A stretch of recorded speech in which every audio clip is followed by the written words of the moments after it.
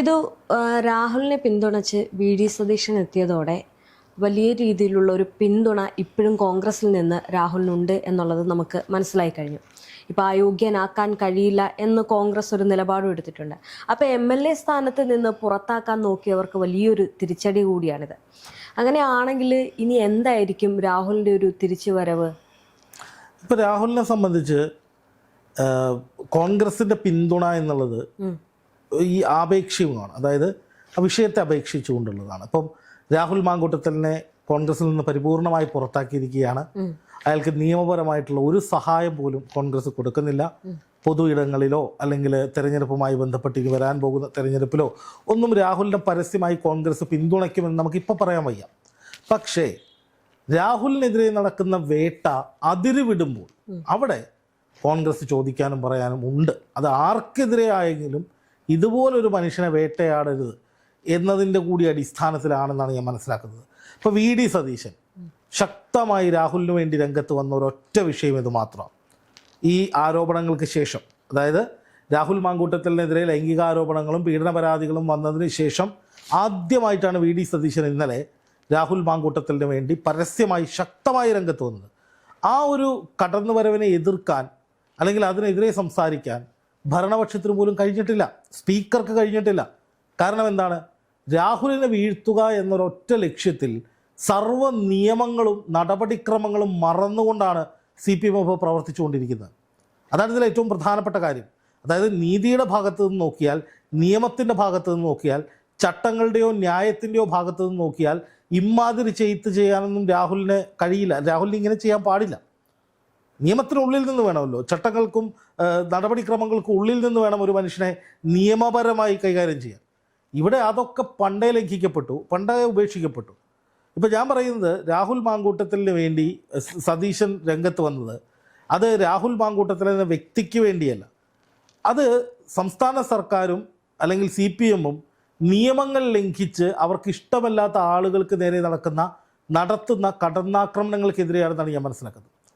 സതീശൻ്റെ byte കേട്ടിരുന്നു. അതിൽ കൃത്യമായി അദ്ദേഹം പറയുന്നുണ്ട്, ഒരു നിയമസഭയിൽ നിന്ന് ഒരു MLA കേസുണ്ട് എന്ന് പറഞ്ഞതിൻ്റെ പേരിൽ എങ്ങനെയാണ് സസ്പെൻഡ് ചെയ്യല്ല, എങ്ങനെയാണ് പുറത്താക്കുക, അയാളെ എങ്ങനെയാണ് അയോഗ്യരാക്കുക? അത് എടുത്തു ചോദിച്ചു. ഇപ്പം ആന്റണി രാജുവിൻ്റെ കേസിൽ സുപ്രീം കോടതി വിധിയുണ്ട്, നിയമമുണ്ട്, കോടതി കൺവിക്റ്റ് ചെയ്ത ആളാണ്, കുറ്റം തെളിയിക്കപ്പെട്ട ആളാണ്, അയാളെ പുറത്താക്കണം. പക്ഷേ പരാതിയുടെ പേരിൽ, കേസുണ്ട് എന്നതിൻ്റെ പേരിൽ ആളുകളെ പുറത്താക്കാൻ എങ്ങനെയാണ് സാധിക്കുക? MLA-മാരെ എങ്ങനെയാണ് പുറത്താക്കാൻ സാധിക്കുക? അത് കഴിഞ്ഞിട്ട് സതീശൻ ചോദിക്കുന്നു, അപ്പോൾ മുകേഷിൻ്റെ കാര്യം എന്താണ്? അത് കഴിഞ്ഞിട്ട് സതീശൻ ചോദിക്കുന്നുണ്ട്, അങ്ങനെയാണെങ്കിൽ ഈ ഞാനടക്കമുള്ള സകല MLA-മാർക്കും എതിരെ കേസുണ്ട്, ഇവരെ മുഴുവൻ പുറത്താക്കാനായിട്ടുള്ള ഒരു തെറ്റായ കീഴ്വഴക്കം വന്നാൽ സകല MLA-മാരെ, നിങ്ങൾക്ക് ഇഷ്ടമില്ലാത്ത MLA-മാരെ മുഴുവൻ നിങ്ങൾ പുറത്താക്കുക എന്നൊരു ചോദ്യം ചോദിച്ചു. ഉത്തരവില്ല.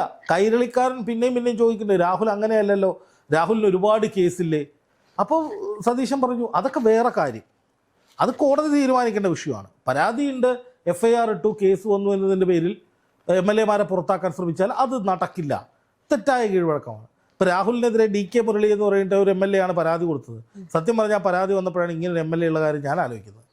അതായത് രാഹുൽ മാങ്കൂട്ടത്തലിനെ ചുറ്റി പ്രശസ്തനാവാൻ വേണ്ടി നോക്കിയ ശ്രമമായിരിക്കാം, അല്ലെങ്കിൽ പാർട്ടി നിയോഗിച്ചതായിരിക്കാം. എന്തായാലും ആ ഒരു നീക്കം അടപടലും ചീറ്റി. അതായത് MLA സ്ഥാനം തീർത്തും രാഹുലിന്റെ പക്കൽ നിന്ന് പോകാൻ സാധ്യതയുണ്ട്? ഒരു സാധ്യതയില്ല. രാഹുൽ മാങ്കൂട്ടത്തലിനെ എത്തിക്സ് ആൻഡ് പ്രിവിലേജസ് കമ്മിറ്റിക്ക് നമ്മൾ ഒരാഴ്ച മുമ്പ് വീഡിയോ ചെയ്തതാണ്.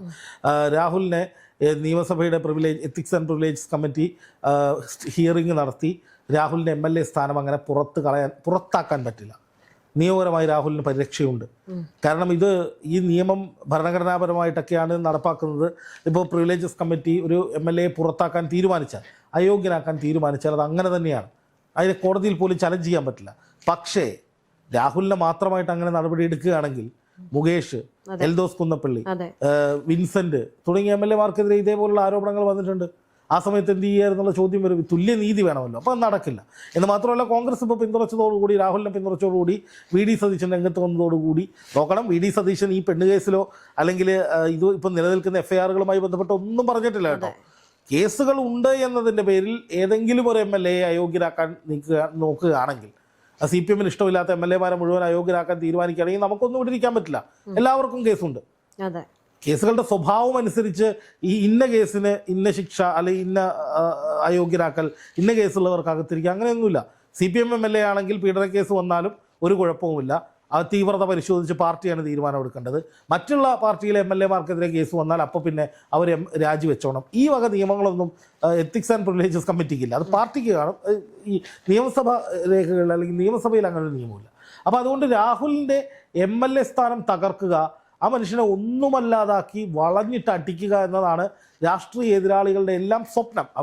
അവർ കാണുന്ന ഏറ്റവും വലിയ സ്വപ്നം എന്ന് പറഞ്ഞാൽ രാഹുൽ മാങ്കൂട്ടത്തിൻ്റെ MLA സ്ഥാനം രാജിവെച്ച് ആ കാറിലെ MLA സ്ഥാനം രാജിവെക്കുകയോ MLA സ്ഥാനം ഇല്ലാതാക്കുകയോ ചെയ്ത് രാഹുലിൻ്റെ കാറിലെ MLA ബോർഡും എടുത്ത് കളഞ്ഞ് പാലക്കാട് അടുത്ത തെരഞ്ഞെടുപ്പിൽ സരിനോ അല്ലെങ്കിൽ പ്രശാന്ത് ശിവനോ ഒക്കെ മത്സരിച്ച് ജയിക്കുന്നതാണ് ഈ മൊത്തത്തിലുള്ള രാഷ്ട്രീയ എതിരാളികളുടെ സ്വപ്നം.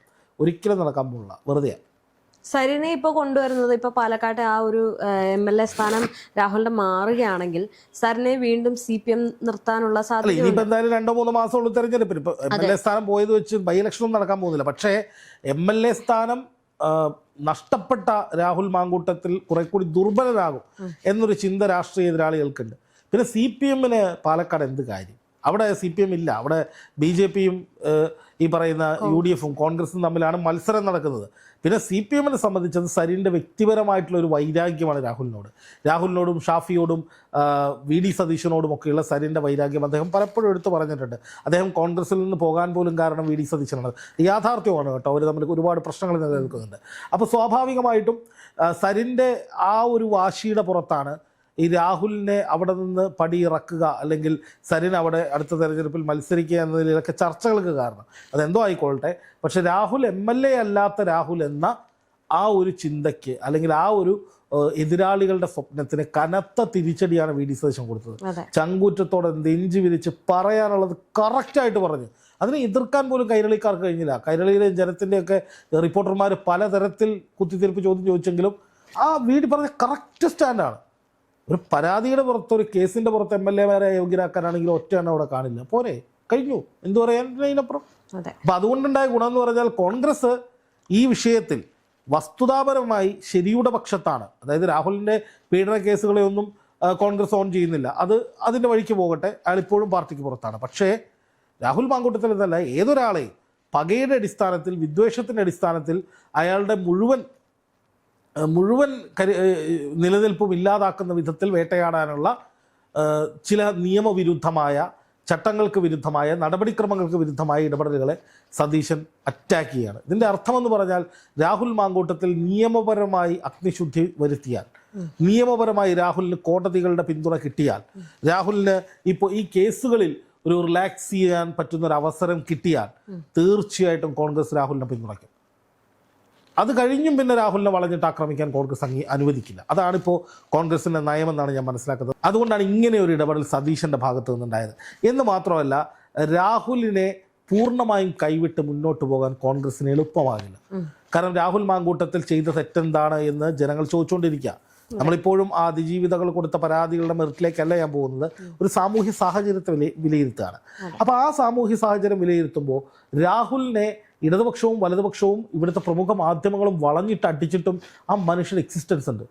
ആ മനുഷ്യന് അയാളുടെ ഭാഗം പറയാൻ സാധിക്കുന്നുണ്ട്. അതിന് വലിയ റീച്ച് കിട്ടുന്നുണ്ട്. അയാളെ MLA സ്ഥാനത്ത് നിന്ന് അയോഗ്യനാക്കാനുള്ള നീക്കം ചെറുക്കപ്പെടുന്നുണ്ട്. എതിരാളികളുടെ സകല സ്വപ്നങ്ങളും തകർന്നടിയാണ്. ഇതുപോലെ വളഞ്ഞിട്ട് ആക്രമണം ഒരു സാധാരണ മനുഷ്യനാണ് നേരിടുന്നതെങ്കിൽ, ഒരു സാധാരണ പൊളിറ്റീഷ്യനാണ് നേരിടുന്നതെങ്കിൽ അയാളിപ്പോൾ ഭൂമിയിൽ ചിലപ്പോൾ ബാക്കിയുണ്ടാവില്ല, പണ്ടേ തൂങ്ങിച്ചെത്തിട്ടുണ്ടാവും. അല്ലെങ്കിൽ പണ്ടേ രാഷ്ട്രീയ വനവാസം പ്രഖ്യാപിച്ച് വീട്ടിൽ അടച്ചുപൂട്ടിയിരിക്കുന്നുണ്ടാവും. രാഹുൽ ആദ്യത്തെ 1 മാസം അതാ ചെയ്തത്. അപ്പോൾ രാഹുൽ വീട്ടിലിരിക്കുന്ന സമയത്ത് രാഹുലിന് ജനങ്ങളുടെ വലിയ പിന്തുണയാണ് കിട്ടുന്നത്, വലിയ പിന്തുണ. അപ്പോൾ അത് രാഹുലിനെ പോലും ഞെട്ടിച്ചളഞ്ഞു. അങ്ങനെയാണ് രാഹുലിനെ തിരിച്ചു വരാൻ കളമൊരുങ്ങിയത്. അപ്പോൾ ഇത്രയും വലിയ ജനപിന്തുണ രാഹുലിനെ പോലും ഞെട്ടിച്ചിട്ടുണ്ടെങ്കിൽ അത് രാഷ്ട്രീയ എതിരാളികളെ എത്രത്തോളം ഞെട്ടിച്ചിട്ടുണ്ടാവും, കോൺഗ്രസിനെ എത്രത്തോളം ഞെട്ടിച്ചിട്ടുണ്ടാവും. അതുകൊണ്ട് രാഹുലിനെ പൂർണ്ണമായും വിട്ടുകളഞ്ഞിട്ട് കോൺഗ്രസിന് മുന്നോട്ട് പോകാൻ കഴിയില്ല. രാഹുലിനെ പുറത്ത് നിർത്തി, അത് രാഹുൽ കോടതികളിൽ നിന്ന് അനുകൂലമായ ഒരു ഓർഡറും മേടിച്ച് അനുകൂലമായ നിരീക്ഷണങ്ങളും ഉണ്ടായിട്ട് രാഹുലിനെ കുടുക്കിയതാണെന്ന വാദം രാഹുൽ ആവർത്തിച്ച് അത് തെളിയിക്കുന്നതിൻ്റെ ഒരു ആദ്യ പടി കടന്നാൽ തന്നെ രാഹുലിന് തിരിച്ചു വരാൻ പറ്റും, ശക്തമായിട്ട് തിരിച്ചു വരാൻ പറ്റും. ഇപ്പം തന്നെ അതിനുള്ള കളം ഒരുങ്ങിയിട്ടുണ്ട്. രാഹുലിന് അതുപോലെ പിന്തുണ കിട്ടുന്നുണ്ട്. വലിയ തോതിൽ രാഹുൽ മുന്നോട്ട് പോകുന്നുണ്ട്. സത്യം പറഞ്ഞാൽ അതാണ് ഇപ്പോൾ സംഭവിച്ചുകൊണ്ടിരിക്കുന്നത്.